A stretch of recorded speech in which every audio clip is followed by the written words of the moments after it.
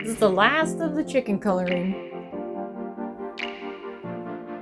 And it's the wrinkliest page I've got in the entire coloring book. And maybe I'll fix that. But right now I'm letting the sunlight in on it and going to color the background and see if the camera can pick up on yellow as I'm adding it to the background. It really doesn't.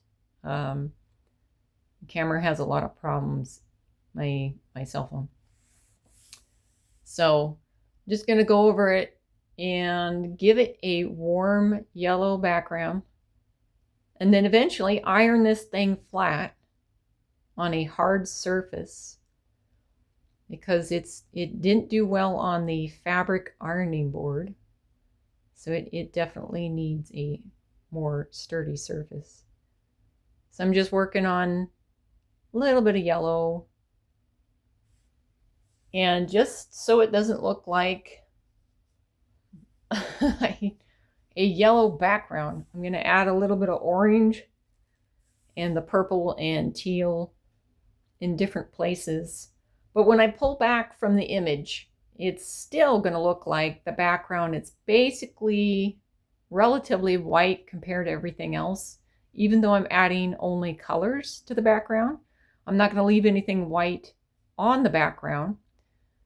And it's kind of a trick of the eye.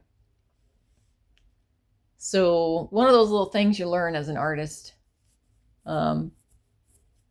It's kind of, it's almost a little mind trick type of thing that people just, they have this thing, they think they see what they see, and then you don't actually see what you see. So, you know, those little color test images where you can take a gray dot and move it from a dark to a light white background, and you think the gray dot is changing tones of gray, and it's not. You don't even have to use color. It's really a perception of tone. So another weird example, if you live in a house where you keep the lights off most of the time and you're used to it, and somebody walks into your house and it's freaking dark, they're like, how do you live like this? And you're looking at them like, please shut the front door. It's too bright. just either step in or you step out. You know what I mean? Or if you go to someone's house who has all the windows wide open all the time, not only is that horribly uncomfortable, because where's your privacy? That's basically you're a weirdo. You got like a window in your bathroom with no curtain on it next to your toilet. I've seen images of that on YouTube. Well, please shade yourself while you use your restroom. But anyways, just goofing around here. But yeah, you walk into someone's house that's always bright. Lights are all on all the time. I think that's exhausting for some people. Their mind would be exhausted. Much like people who like everything bright go into a dark house where people are, you know, they're used to very small amounts of light, and it helps them focus or keeps their headache from coming back or whatever is going on. So this is a thing. It's all in your perception of tone. We're not even referring to anyone's lifestyle or habits or anything. It's just light or dark. Just light or dark. So visually seeing enough light, you can still survive. You can still survive with the light you have. That's kind of where most people's houses are, especially when your electric bill is about to boot you out onto the street. So be about the same to live in a log cabin in the mountains with no electricity as getting a $500 or plus electric bill in some states where they think it's okay to do that to people's families. And it's not. That should be outlawed, to overprice someone's electric bill, not even based on their use, just based on where they live or based on some kind of credit score or social score or whatever, the lie of needing maintenance at all times at full power for the electric company. Oh my gosh. What is that? Is that a booger? No. Is that frosting? I was eating cake the other day. There we go. That's perfect. It's almost not noticeable. No. Now there is a weird technique when coloring with colored pencils that you can take water or oil and basically go over the artwork with that material, either water or oil, and change the image. I'm not going to do that, but there are techniques of using water or oil over colored pencils. Sometimes it turns out great, other times it's just trash. So obviously you need water-colored pencils that react to water to use those. And a lot of this wax won't respond to oil. So if you get a non-wax colored pencil set and use an oil trick with it, sometimes that turns out okay. I would definitely test that on a separate piece of paper. Don't pick something you just did and then start screwing around with it because you're going to mess up. So the chickens are good. Eggs are looking good. The basket's fairly decent. I actually don't like the basket, but background is being completed. The ground the chickens are sitting on, that the basket of eggs are sitting on, is completed. Finishing up this background will complete the image. It's hard for me to finish things. Sometimes I leave things unfinished for years. And then when I look back, instead of making full progress and completing the task, I leave it half finished and say, well, I could do better than that.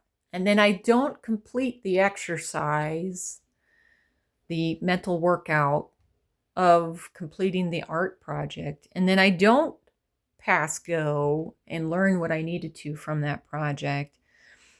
And then I don't get to move on with the new knowledge from that project to the next project. I've skipped steps. Obviously, that's not the greatest thing to do.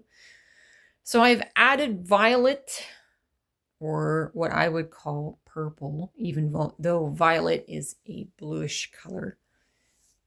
I've added the purple and this little bluish green, mostly blue, to this background. So the background air is cooler towards the bottom with the plants, the ground, perhaps behind the shadow of the rooster or in the shadow of where this chicken coop is. Perhaps the chicken coop brings a shadow. And then where the sunlight would be warming the surfaces of the wood or around the plants, I've added some orange to bring that eye to believe there's warmth there. Warmth. So this is a long-winded video. It's only 12 minutes long, but I'm going to probably chat the whole time. And yeah, that's kind of not where the warmth needed to be. No. Why did you put it on the metal? I guess that's not metal. The basket is supposedly rope. But how does rope stand up like that? It would have to be dried, like significantly, or wrapped around a piece of metal. So I'm just putting warmth around parts of the chicken, the basket, and the chicken coop. Pretty fascinating right there. That's fascinating stuff.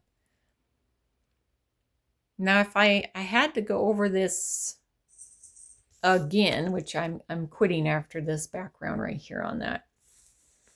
This is the last video for this page. I'm done working on it. I don't want to look at it for a little while. I'd rather iron it flat and frame it, put it on the wall, and be like, I'm done. If I had to go over it again, I would bring in the white pencil and start blending certain things. And I think that would bring a lot of smoothness. Now I just do this work in my pajamas. I don't care. You won't see me in a suit. So it's looking pretty good, and it looks like the background is still white compared to the basket, the wood, the chickens, the ground. I'm gonna change the lighting in here, throw it back on the table, and just use the ceiling light, no sunlight coming in from the left. And it still looks like the background's basically white. There might be a hint of shading at the bottom, a little bit at the top, but when you get up to it, the whole thing is colored. So that's what I was referring to as the trick of the eye. You think it is a white background when you pull back and look at it. So that's fine. That's okay. Not a big deal. Oh, look, there's color in the back.